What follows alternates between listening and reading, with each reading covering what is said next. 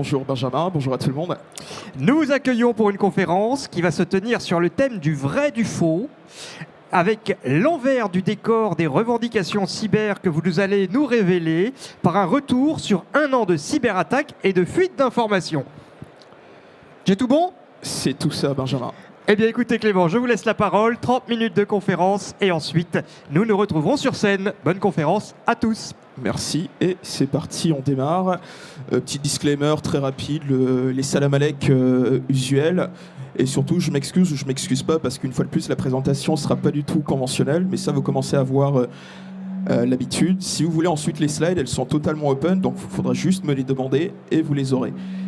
Et donc pendant 26 minutes 42 exactement, histoire quand même qu'on puisse prendre 2-3 minutes pour échanger, parce que je pense que beaucoup d'entre vous auront des questions. Prenez votre souffle, parce qu'une fois de plus, ça va être encore très speed. J'ai tellement de choses à dire, donc il a fallu condenser tout cela. Et l'idée, comme d'habitude, c'est de vous présenter cette expérience-là et puis de vous immerger dans tout ce qui a essayé de se faire. Et surtout, je vais vous proposer mon prisme à moi, parce qu'il y a tellement de choses à dire qu'on revient sur un an de cyberattaque en France. Et donc très rapidement, pour me présenter, vu qu'il y a apparemment une nouvelle vibe coding, désormais je suis aussi un vibe hacker, donc voilà. Dernière chose, comme d'habitude, je vais passer mon temps à faire des prétéritions, donc évoquer les choses sans réellement rentrer dans le sujet, mais ce sera déjà les évoquer. Et rappel hyper important, j'ai trouvé ce petit mème du coup de Pathé et Neuf qui disait que ça allait faire un peu du guacamole sans avocat, donc on va aussi essayer, là pour le coup c'est comme si les fuites de données sans cyberattaque. Et donc petit sondage très rapidement, est-ce que dans la salle vous pouvez lever la main si vous êtes capable de citer au moins 10 fuites d'informations? Ok, qui est capable d'en citer 10 de tête sur l'année qui vient de s'écouler? Ok, quelques personnes. Et est-ce que vous avez en tête les trois plus grosses fuites, au moins, depuis ces 16 derniers mois? Ouais, bon, ça va être interactif. Est-ce que tu peux les crier une Free? Exactement, France Travail, exact. Et quoi d'autre? J'allais dire France Travail et SF. Oracle? Ah. Ouais, même si typiquement en effet il y a 1500 entreprises et au-delà de ça, mais non, Oracle et encore Oracle, non. Donc non. Free déjà dit, et dernier? Orange, c'est plutôt. Exactement, allez hop, c'est parti. Donc on va commencer par vraiment la plus grosse, ça s'est déroulé exactement en mars 2024, donc vous avez quand même France Travail qui se fait quand même poutrer de 43 millions. Et ce qui est dingue, c'est que ces données-là commencent à se retrouver sur l'Amazon de la cybercriminalité, dont je vais parler beaucoup, dont on va revenir aussi dans le détail plus tard. Et ce qui est assez intéressant, c'est que la plupart du temps, cet acteur-là, il ne le connaissait pas du tout. Par contre, un vrai acteur, parce que j'ai pu avoir quelques samples qui n'a pas du tout diffusé sur Breach, et d'autres personnes aussi. Et ce qui est très intéressant, c'est que aujourd'hui, il y a beaucoup qui veulent qu'on les contacte directement sur Telegram, mais ça, attention, mais ça c'est bien avant l'arrestation de Pavel Durov dont je vais parler tout à l'heure. Et aujourd'hui, le moyen le plus usité par ces cybercriminels-là, c'est devenu Session pour prendre contact avec eux. Et donc pareil aussi, petit tips aussi comme ça que je donne, si vous voulez commencer à faire de la CTI, faire un peu tout ça, ayez plusieurs comptes parce que ça permet déjà de ne pas du tout vous exposer, tout un tas de choses. Deuxième plus gros, ça a été Almeris, Viamelis, Malakoff. Enfin, surtout, ça a été les deux principaux, mais au total, il y a quand même eu 150 mutuelles et on parle au total de 33 millions de données. Là encore, même procédé. Et derrière cette cyberattaque, ce qui est assez dingue, pour un peu aussi rentrer dans le détail, vous donner l'autre versant. Première chose, c'est qu'il y a beaucoup de ces mutuelles-là qui n'étaient pas au courant qu'elles s'étaient faites trouer. Et donc, il y avait un peu une espèce de course contre la montre pour aller savoir qui alerter. Autre chose qui est assez dingue quand même, c'est que pour extraire ces 33 millions, et surtout que ça ne passe totalement inaperçu sous le radar, ils ont pris des semaines à le faire. Et en même temps, si on prend un peu de recul de vous à moi, quand vous avez un système d'information comme ça, comment vous garantissez que les informations qui sont exfiltrées sont légitimes ou non? Il y a d'autres informations, mais juste pour vous donner un peu ce point-là. Ils ont quand même mis des semaines pour extraire toutes ces 33 millions de données au total. Et pire encore, le dernier constat que j'aimerais partager avec vous, c'est que si on se dit quand même qu'il y a plusieurs mutuelles et plusieurs praticiens qui sont, en tout cas qui peuvent un peu opérer pour un même patient qui vient dans sa mutuelle, ça veut dire qu'il n'y avait aucun cloisonnement. Typiquement, je pouvais être à Rennes, je pouvais être à Paris et pouvoir consulter toutes les données nationales. Ça pose encore un autre souci. On va continuer d'avancer. Forcément, vous n'avez pas cité Boulanger. Et Boulanger, ça a quand même été la troisième plus grosse, septembre 2024, autant pour moi, mais à culpa, 27 millions. Et ce qui est intéressant sur Boulanger, on va rentrer un peu dans les détails. Première chose, c'est que sincèrement, si vous êtes une boîte ici, je sais, parce que je sais que maintenant qu'il y a énormément de DSI ici qui me suivent, les cyberattaques, ça arrive à tout le monde. On ne vous en voudra pas, mais soyez transparents. Donc le premier message de Boulanger, hein, moi j'ai trouvé totalement lunaire, en mode tout va bien, mais comment vous essayez de rassurer vos clients, et surtout typiquement ma grand-mère ou mes parents qui n'y connaissent absolument rien, juste avec ces messages-là. On va avancer, et ce qui est dingue, c'est que quelques jours après, vous avez le même, vraiment le même TA, donc je vais en parler, enfin TA pour Threat Actor, même si c'est pas typiquement considéré comme un Threat Actor, mais ça rentre dans la catégorie des Threat Actors. J'espère que vous êtes vraiment bien accrochés parce que ça va être encore, je vais parler encore 6 fois plus rapidement. Et donc ce TA là, il annonce en fait que les données quand même sont en vente, les 27 millions à 2000 euros. Et beaucoup m'ont dit, mais en fait ça coûte que dalle. Est-ce que vous savez pourquoi les prix sont aussi bas pour des quantités de données aussi importantes? Est-ce que quelqu'un rapidement a une idée? De données qui sont fausses, par exemple, non? Ouais, tu as une partie, mais c'est pas tout. Est-ce qu'il y a une autre personne? Elles sont pas qualifiées? Oui et non. Non, sauf que là, c'est qualifié. Donc non, ça compte pas. Est-ce que quelqu'un a une autre idée? Ouais. Plus c'est bas, plus il y aura du monde qui va l'acheter. C'est exactement ça. Aujourd'hui, certains ont compris qu'avoir une grosse DB, c'est intéressant, mais si moi, je devais vraiment me mettre dans la place d'un TA, mon seul but à moi, c'est vraiment de faire de la thune, de la maille, du flou, tout ce que vous voulez. Donc mettre un prix hyper haut, je m'en fous. Et plus je vais vendre cette base de données-là, plus je vais gagner. D'autant plus, je le rappelle, et donc ça je vais en reparler un peu plus tard, c'est qu'aujourd'hui il y a énormément de ces DB-là, quand elles vont commencer à tourner, à être vendues, assez rapidement, 1 mois après, 3 mois après, 6 mois après, elles vont se retrouver totalement gratuites. Donc d'où l'intérêt. Donc maintenant vous comprendrez un peu comment, quand vous voyez des gros flux de données à des prix bas, il y a toute une mécanique derrière. Donc on avance ensuite. Et ce qui est dingue aussi, ce que j'ai pas dit, c'est que ces 2000 euros-là, ça concernait pas que Boulanger. Ça concernait aussi Cultura, Truffaut, parce qu'en tout cas, ils avaient entre autres un des mêmes fournisseurs qui s'est fait taper, et c'est le même Threat Actor qui a derrière compromis ces boîtes-là, et donc il faisait un peu un package qu'on parvenait à négocier un tout petit peu avec lui. Donc si on avance encore un peu plus, et ce qui est dingue quand même, c'est que quelques semaines après, là, vous avez encore un tout autre TA qui commence à afficher. Et ce qui est fou, c'est que ce TA-là, il fait partie d'un collectif français basé à Dubaï et il affiche tout un tas, dont 750 000 dossiers de la structure. C'est Medilab, si je ne dis pas des conneries, un institut à Paris, donc sur 8 établissements.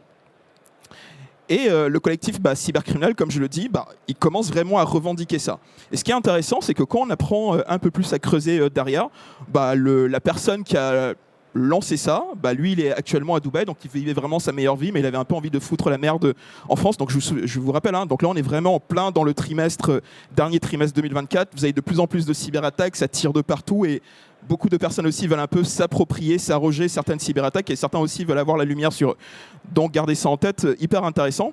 Et donc on apprend par la suite qu'il avait aussi compromis d'autres, il avait fait des publications sur TikTok, mais vu que sur TikTok, Insta, tout ça, on s'en fout un peu, c'est pas remonté. Donc c'est comme ça qu'il crée un compte forcément sur Breach, le Amazon de la cybercriminalité, comme j'aime bien l'expliquer, et il commence à être quand même très loquace. Et entre autres, tout ça, ce qui est très drôle, c'est que quelques jours après ses premiers posts, donc il y a encore une nouvelle pièce qui est remise vraiment dans le jukebox. Et là, il commence à sentir que ça sent le roussi pour lui parce qu'il n'avait pas assez bien couvert leurs traces. Et donc, il fait, je vais un peu vous donner certaines informations sur d'autres cyberattaques qui se sont déroulées en France. Mais surtout, je veux que les recherches, parce qu'il y a aussi côté C3N, police, qui enquêtait, ça commençait à être très proche de lui. Et suite à ça, il a totalement disparu. On avance un peu, donc ça du coup je l'ai dit, et là on arrive un peu dans l'opération, je pense qui a le plus fait parler en 2024, c'est Free pour plusieurs raisons. Et donc là tout ce que je vous présenter à la fois ce sont des choses en semi-off, 2-3 trucs en off, mais je ne pointerai pas le doigt là-dessus, et puis un peu vous dire comment ça s'est passé. Et donc là, dans la nuit du 22 octobre, vous avez un Threat Actor, donc 21 exactement, et puis moi je fais le post le lendemain matin, le temps que mes outils me le remontent, que je traite, que j'analyse. Vous avez un peu ce truc-là, 19 millions quand même d'IBAN, Free est le deuxième opérateur, donc c'est presque 85% de leur clientèle qui ont compromise, donc exactement Free Mobile et Free, donc 14,1 millions pour Free Mobile et les 5,1 restants pour Free, et donc au total autant d'IBAN qui sont faits. Et donc quelques jours après, là ça commence quand même, 4 jours après, Free confirme la cyberattaque, ok, ils font un premier mail. Et ce qui est dingue, c'est que dans la communication de Free, bah, ils avaient vu juste à demi-mot qu'ils se sont fait trouer. Et surtout, il y a aussi ce côté-là, comment dire, un peu bon an, mal an, circuler, il n'y a rien à voir. Et ça, bah, ça énerve apparemment beaucoup le strat actor derrière, qui est vraiment un jeune. Donc là, je vais m'arrêter là, je ne vais pas rentrer dans plus de détails. Et donc, il décide quand même de foutre, en plus en reprenant un des visuels que tout le monde a vu de Xavier Niel, où il a fait son gros opening à l'Olympia avec une sacrée envie de foutre le bordel. Donc il reprend exactement le même visuel. Donc là aussi, comprenez que certains ont compris que pour attirer l'attention, il faut aussi reprendre les codes de la com classique pour le faire. Donc il reprend ça, il publie quand même gratuitement 100 000 IBAN de Français. Pour la petite parenthèse, parce que je n'aurai pas le temps de revenir là-dessus, et depuis qu'il y a cette cyberattaque sur Free, c'est au total pas loin de 250 000 IBAN qui ont été publiés, parce que certains ont remis la main sur cette base de données, et ça a été partagé, donc certains aussi republient des informations. Et donc ça, bah, ça continue. Et donc bah, ce qui est fou, comme je vous disais, hein, vous vous souvenez, on est le 21, Free fait son annonce 5 jours après, mais ils ne sont pas totalement transparents en disant « ouais, finalement ». Et donc là, il y a les IBAN qui sont faits, et donc là, forcément, Free, devant le fait accompli, est obligé de rectifier sa com. Et donc là, je le redis, hein, je vais encore le redire en toute fin, soyez transparent, et plus vous êtes transparent, mieux ce sera, et puis surtout un peu pour éviter ce type d'escalade. Donc on continue, et ce qui est très dingue, ça, seules quelques personnes l'ont vu, le panel de Free était déjà en vente des mois avant. Et Free n'a pas été le même. Hein. Il y a eu Darty, il y a eu énormément d'autres boîtes qui se sont fait compromettre, et ça, juste pour vous expliquer, actuellement, ce sont ce que j'appelle moi des petites frappes de la cybercriminalité qui ne sont pas skillées que ça, qui récupèrent soit des panneaux, donc en fait c'est comme si vous étiez un opérateur où vous vous trouvez en France, et donc ils les mettent à la vente à partir de 30, 40, 50 balles. Et pour vous appâter, vous pouvez leur renvoyer en DM, donc en message privé, un nom, un numéro de téléphone, ils vous sortent la fiche, et si ça vous convainc, bah, vous pouvez un peu décider avec eux, bah, moi aujourd'hui j'ai envie peut-être d'avoir 10 000 fiches, 100 000 fiches, et vous pouvez négocier le prix. Et donc Free, je pense, en tout cas, il y a une petite partie qui sont fait aussi compromettre comme ça. On avance. Et donc, bah, le threat actor qui l'a vendu, bah, Trusalix, et donc lui, je m'arrête là parce qu'il y a d'autres choses qui se déroulent avec lui. Et ce qui est intéressant aussi, c'est que bah, forcément, bah, vu l'énorme caisse de résonance de cette cyberattaque, Free n'a pas laissé passer les choses. Ils ont continué d'enquêter, ils ont porté plainte là-dessus. Et vous vous souvenez, hein, donc là, on est quelques mois après l'arrestation de Pavel Durov, parce que je pense aussi que ça a tout son intérêt. Ils font une réquise au niveau de Telegram, et donc les informations de ce jeune-là sont sorties. Et derrière, bah, lui se fait soulever, et puis quelques autres personnes. Et ce qui est très dingue aussi, c'est que quand on continue, il y a un autre TA qui est très proche de ces deux-là, qui ont compromis initialement Free et récupéré, qui livre tout un tas d'informations, et entre autres, qu'ils ont aussi reçu de la complicité interne. Et donc à ce moment-là, c'est soit de l'inconscience, ou soit ils étaient complicités. Ça, c'est pas à moi de le dire. Donc on avance, et puis en vrai qu'il y a eu tellement d'autres choses. Tout à l'heure, j'en parlais un peu, Medibor sur les 750 000, le gars à Dubaï et ses quelques petits camarades. Il y a eu la faille aussi de Sirius, qui est un autre acteur majeur du ticketing en France, pas loin de 6 millions de comptes, $2000 là encore sur le price. Est-ce que si je vous parle un peu de Mob, le Mother of All Breaches, ça parle à certains d'entre vous, non? À qui ça parle, le Mother of All Breaches? Ok, juste une personne. Donc pour expliquer très rapidement, c'est un énorme fichier qui, en fait, du coup, il y en a énormément, mais sauf que celui-là, il a refait surface. Et donc on retrouvait des identifiants un peu partout dans le monde, dont l'équivalent de 6 à 7 millions sur la population française. Et ça, typiquement, ça aide pour des cyberattaques. J'en reparlerai un peu plus tout à l'heure sur ce mode opératoire-là. Forcément, il y a eu aussi une quinzaine de fédérations françaises qui sont fait aussi compromettre parce que, hélas, là, ils avaient le même prestataire. C'est ce prestataire-là qui se fait trouer. Donc forcément, quand vous avez trouvé le prestataire, ils en ont profité pour récupérer énormément de données. Donc au total, vous avez un peu plus de 20 millions de données, donc en tout genre, qui représentaient à eux seuls 2 millions de licenciés et de bénévoles. Et encore aujourd'hui, vous pouvez retrouver des bribes, soit de la totalité ou partiellement de cette base-là, qui est toujours en vente. Sur les analyses tendances, le plus intéressant, maintenant qu'on a essayé de dresser, enfin, juste que j'ai essayé de vous donner 2, 3, 4 exemples, La première chose, c'est qu'il y a aujourd'hui une explosion des marchés clandestins. Quand je parle de marchés clandestins, c'est que, comme je disais, tout à l'heure, je vous ai montré quelques captures d'écran. Vous avez aujourd'hui trois principaux chans, dont BF le premier, XSS qui est aussi tout aussi intéressant, mais là-bas, la qualité des données est beaucoup plus intéressante et beaucoup plus qualitative que celle que l'on peut retrouver au niveau de Bridge Forum.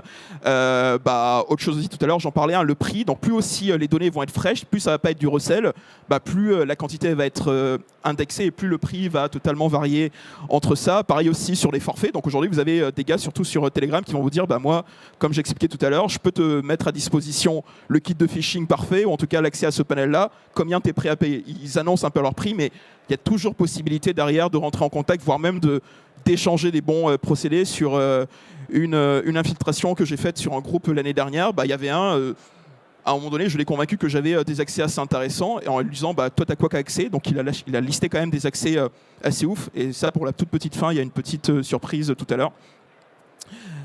Telegram, qui va quotidiennement sur Telegram, mais pas pour regarder les messages, mais pour vraiment faire de la CTI, de la veille. Mais vraiment, allez-y sur Telegram, c'est devenu aujourd'hui le new dark web, pour la simple et bonne mesure que c'est le très bon bridge, le très bon pont entre le vrai dark web et ce clear web là. Et donc on trouve tout un tas de choses hyper intéressantes, donc les options d'abonnement en temps réel. Donc là, je vous ai mis encore une autre capture d'écran. Comme je disais, Darty, pareil, ils se sont fait trouer, et Darty, une fois de plus, quelques mois en avant, vous aviez encore le panel qui était en vente. La généralisation des attaques de type supply chain, j'en ai parlé tout à l'heure.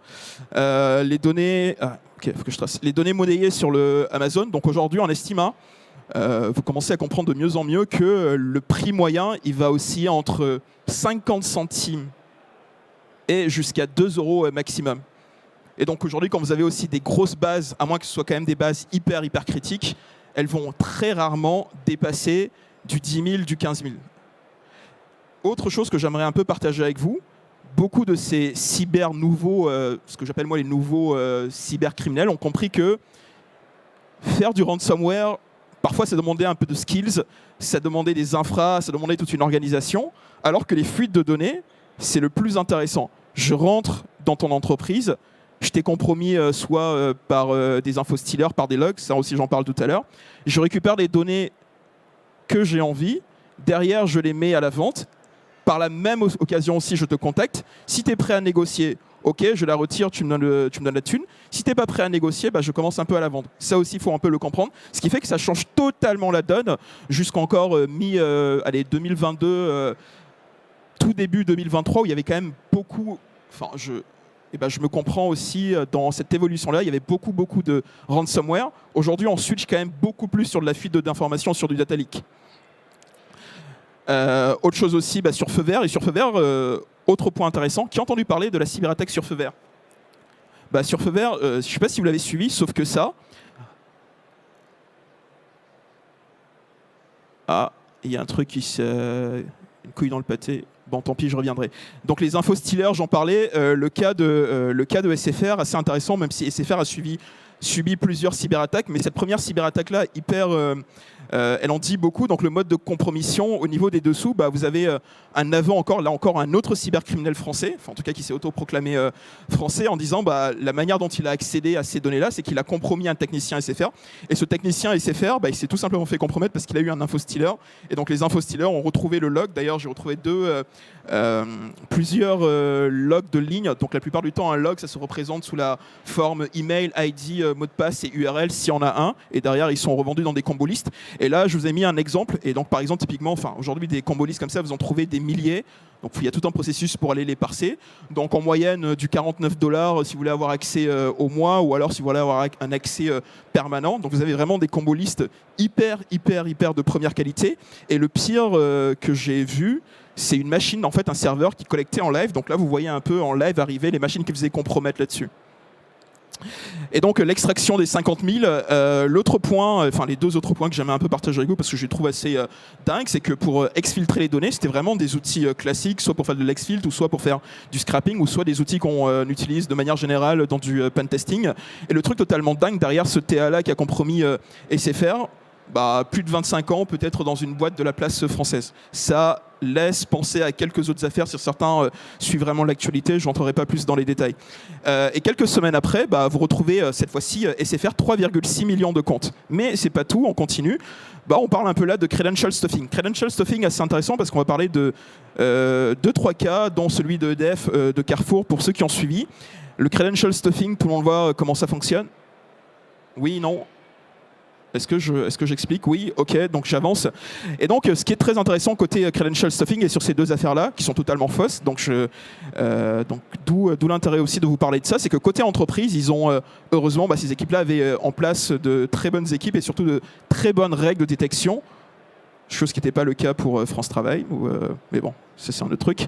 Il y a eu une détection du côté des équipes, et ce que les équipes ont fait, une fois qu'ils ont détecté qu'il y avait quand même des mouvements assez suspects, ils ont bloqué absolument tout et ils ont obligé les gens à se reconnecter. Mais ce qui est intéressant du côté des threat actors, comment ça fonctionne et pourquoi parfois vous pouvez voir des revendications en mode il y a eu tant de données qui ont été compromises alors que c'est totalement faux. La plupart du temps, ils vont aller récupérer des DB déjà existantes parce que vos credentials, nom d'utilisateur, mot de passe ont leaké. Vu que les gens ont une très très très mauvaise pratique, ils vont utiliser le même mot de passe partout. Et donc là, ils ont de petits bots, enfin du coup vraiment pour les plus mauvais d'entre eux, ils vont juste tester ces bots-là. Une fois qu'il y a un OK là-dessus, ce qu'ils vont faire, c'est qu'ils vont dire OK, c'est bon. Puis après, derrière, ils vont utiliser... pour ceux qui sont plus smart, ils vont prendre ces 10 comptes-là qui ont fonctionné, aller typiquement sur du ChatGPT ou tout autre LLM que vous voulez, leur dire moi je veux maintenant que tu me génères 10 000, 100 000, 200 000. Ils vont faire un petit extract de ça, les mettre ensuite sur Bridge Forum en disant j'ai beaucoup plus si vous voulez. Si vous êtes intéressé, venez me contacter. Sauf qu'aujourd'hui, c'est une toute nouvelle pratique, et je me suis fait avoir quand même 2-3 fois avant quand même de rectifier et aussi donc de remettre à jour mes différentes techniques d'analyse sur ça. Et donc, il y a une technique que j'aimerais partager avec vous. Donc, l'IA, j'en ai parlé, les vulnes. Ce que certains font, c'est qu'ils vont juste venir faire parfois aussi du shuffle d'informations recel, donc pour venir un peu briser. Donc, d'où l'intérêt, et donc ça, je vais enchaîner avec ça. Pareil, en fait, c'était aussi pareil pour la CAF, exactement le même mode opératoire. Donc là, l'anatomie de la manipulation de ce threat actor-là. Donc les données générées par l'IA, donc ça, je l'ai dit, donc la pratique qui est de plus en plus présente. Donc le groupe se faisait appeler Ghost Algérie, mais il y a aussi énormément de choses. Donc pareil aussi pour foutre la merde, venir aussi semer du trouble. Ce qui est très intéressant, c'est que quand on parle un peu de cette cyberattaque-là, ils créent quand même leur chan quelques semaines auparavant, inconnu vraiment. Et surtout, ce qui est très intéressant, c'était un peu aussi le côté géopolitique, parce qu'il y avait tout un tas de choses qui se passaient en France avec les déclarations du côté de différents ministères, les tensions entre le Maroc et l'Algérie, l'Algérie et la France. Donc là, c'est le parfait moment aussi pour semer du trouble dans tout ça. Donc d'où l'intérêt de venir comprendre aussi ce paysage géopolitique pour avancer. Et ce qui est assez dingue, c'est que le week-end qui a suivi et la semaine qui a suivi, vous avez eu cette même fuite d'informations-là qui a été revendiquée sur Bridge, alors qu'elle était totalement fausse, et certains l'ont repris parce qu'ils n'avaient pas vraiment ce contexte. Et petit nota sur les quelques minutes qui me restent, parce qu'en fait c'est bien beau de parler tout ça, mais si vous voulez faire un peu pareil, parce que je crois énormément au partage et que c'est ensemble qu'on est plus fort et qu'on parvient à mieux comprendre tout ça, c'est que en fait, c'est des procédés qui sont de plus en plus récurrents. L'autre chose, c'est qu'il faut essayer d'éviter de tomber dans la supercherie. Supercherie dans la mesure où parfois vous avez des samples qui peuvent sembler vrais, mais qui ne sont pas vrais. Donc d'où l'intérêt aussi parfois de tempérer. Et donc d'où l'intérêt aussi d'avoir une bonne base de connaissances internes dans laquelle on va pouvoir vraiment aller chercher. Et autre tips, et donc ça m'est arrivé sur 2 affaires l'année dernière. Ce qu'ils ont fait, c'est que les numéros de téléphone étaient tous légitimes, mais ils étaient faux. Ils étaient faux dans la mesure où ils ont récupéré une fameuse base de données que je tairai le nom, si certains l'ont, c'est hyper bien. Ils ont juste remplacé l'indicatif par +33. Et en effet, quand on faisait certains croisements, c'était vrai alors que c'est totalement faux. Et donc depuis lors, j'ai pu mettre la main sur cette base de données-là. Et donc aujourd'hui, c'est un peu plus facile qu'on commence à croiser les données. Et surtout après, quand le procédé dont je parlais initialement, qu'on a d'autres comptes sur lesquels on peut les contacter, se en passer soit pour les acheteurs ou pour soit d'autres TA, histoire d'avoir d'autres samples pour venir confirmer que ce qu'ils ont, c'est bel et bien le cas ou non. Bon, on va parler de la communication. Bon, ça c'est un peu Harvest, totalement dingue. Eux qui disent il n'y a absolument rien. Et là, ils reviennent totalement sur leur déclaration en disant finalement c'est compromis. Et donc pour Harvest, pour ceux qui n'ont pas suivi, Maïf et la BPCE, voire beaucoup plus, 12 millions là-dessus. J'aime beaucoup, moi, à chaque fois dans les communications, aucun mot de passe n'a été compromis en mode ok bro, bah finalement je suis safe quoi. Autre chose aussi, bon bah là c'est auto-sûr pas plus tard que la semaine dernière, en mode auto-minute. J'ai votre nom, votre prénom, votre adresse postale, votre plaque d'immatriculation, mais ce sont des données minimes, après tout. Pareil aussi, le fameux aucun mot de passe de particulier ou données bancaires sensibles, donc ça veut dire que le reste c'est pas sensible, à moins qu'on n'a pas la même définition. Et donc là on va essayer un peu de jouer. Quand vous regardez ces deux... cette communication, vous remarquez quoi? Qu'est-ce qui vous saute un peu à l'esprit sur cette com? Enfin, en fait, il y a énormément de choses à dire, mais un truc. Ils ont presque tous aujourd'hui la même tête, ouais, la même trame, exactement, pas d'excuses. Et surtout, bon, bah là, on va quand même essayer d'être constructif parce que c'est un peu le but. Imaginez un peu, vous êtes une personne du 3e âge ou encore même, je sais pas, des personnes qui ont l'âge de mes parents ou un peu moins vieux. Vous recevez ça, est-ce qu'en lisant ça, ils sont censés être rassurés? Et surtout, qu'est-ce qu'ils font? Et en fait, et ça, vraiment, je le donne en 1000. Hein. Dans pas mal de dernières communications, vous avez à chaque fois ça. On va avancer. Et donc, dernièrement, sur la CTI, l'idée, toujours un peu de partager, avoir des sondes qui tournent, qui pouvoir un peu remonter tout ça. Donc, tout à l'heure aussi, j'ai aussi la chance maintenant d'avoir pas mal de gens qui me remontent de l'information. Donc, ça permet parfois de venir corroborer des informations que j'ai vues passer, donc ne pas les publier très rapidement. Il y a certaines équipes en interne aussi qui jouent totalement le jeu. Rien que cette année et l'année dernière, il y a au total une 20aine d'équipes qui me donnent aussi de l'information interne, donc ça permet aussi de contribuer à cette pédagogie globale que j'essaie de faire. Sauf qu'à l'inverse, il y a quand l'entreprise elle-même n'est pas au clair et que la communication n'est pas totalement bonne, vous avez des personnes qui me donnent des informations internes qui ne sont pas censées sortir. Forcément, je ne les utilise pas publiquement. L'idée, c'est de savoir un peu doser. Typiquement, sur Free, j'ai eu tellement de choses qui ne sont pas du tout sorties.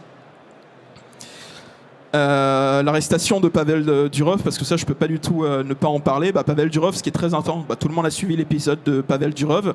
Par contre, ce qu'il faut savoir sur Pavel Durov et par rapport à ce qui s'est passé, c'est que suite à son arrestation en France, déjà il y a eu toute une vague de DDoS qui a commencé à se faire. Autre point aussi, c'est qu'il y a beaucoup de groupes de channels qui ont automatiquement passé leur groupe de public en privé. Tous les liens d'invitation qu'on pouvait venir scraper ont expiré. Certains ont commencé à bouger sur Discord, donc forcément il y a eu pas mal de trous là-dessus au niveau de la raquette. Mais force est de constater quand même que depuis, je dirais 3 mois, tout le monde revient sur Telegram parce que Telegram quand même reste aujourd'hui un des moyens les plus intéressants, les plus pertinents pour faire absolument tout ça. Et surtout, pareil aussi j'en parlais au niveau des DDoS. Et Serb Alliance, vous avez peut-être vu passer l'information. Serb Alliance, ils ont seulement annoncé leur breach la semaine dernière. Mais pour ceux qui ne savent pas, la fuite, je l'ai repérée il y a quelques semaines de ça en avance. Leurs équipes ont été alertées, ils ont pu faire. Donc tout l'intérêt, une fois de plus, de faire ça quand vous n'avez pas ce qu'il faut. Et on va terminer par ça, ce chiffre qui est totalement fou. Aujourd'hui, 8 Français sur 10, c'était ça en fin 2024. Et donc là... depuis 2025, on est peut-être à 9 Français sur 10. Donc si on compile un peu toutes les breaches mis bout à bout, entre 100 et 120 millions. Ce qui fait qu'en termes de recoupement, quand vous êtes un cybercriminel qui a envie de faire du phishing at scale, ça commence à être de plus en plus facile pour vous. Et voilà, on va terminer un peu par cette image qui dit tout. Hein. Je pense qu'aujourd'hui, certaines entreprises n'ont pas pris... la mesure de la complexité et se disent on va investir, alors que dans la réalité c'est beaucoup plus complexe que ça. Et pour terminer, je pense que si on ne sensibilise pas assez nos écosystèmes, on va encore et toujours ces cyberattaques-là. On voit quand même que depuis que les JO sont passés, toute cette sensibilisation qu'il y a eu, les gestes, le soufflet est un peu retombé, il ne faudrait pas qu'il retombe. Et surtout, dites aux gens que ça n'arrive pas qu'aux autres. La preuve avec tous les exemples que j'ai pu vous prendre. Et merci de m'avoir écouté. Donc on a encore combien de temps, Benjamin? On va avoir 2-3 minutes pour les questions-réponses. Et si jamais vous avez une question à poser à Clément, d'abord on va vous applaudir. Bravo Clément. Et puis oui, si vous avez une question, nous allons pouvoir vous passer la parole. N'hésitez pas à lever la main. Oui.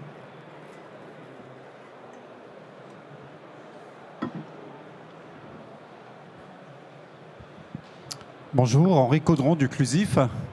Vous avez parlé d'une multitude de fuites de données.